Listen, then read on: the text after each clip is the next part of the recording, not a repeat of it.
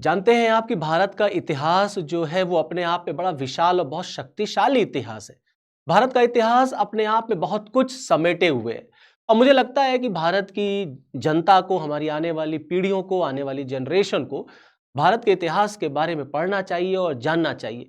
भारत को क्यों सोने की चिड़िया कहा जाता था? भारत को ऐसे ही सोने की चिड़िया नहीं कहा जाता था।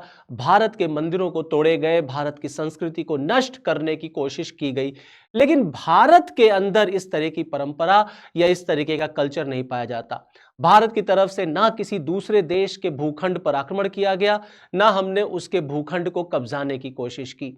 जहां तक रही बात भारत के मंदिरों की, तो जब हम मंदिरों की बात करते हैं तो सोमनाथ का मंदिर जो है वो अपने आप में एक विशाल इतिहास को समेटे हुए है। भारत के सोमनाथ मंदिर के 1000 वर्ष पूरे हो गए, इसीलिए भारत सरकार सोमनाथ स्वाभिमान पर्व मना रही है जो आने वाले 1 साल तक चलेगा।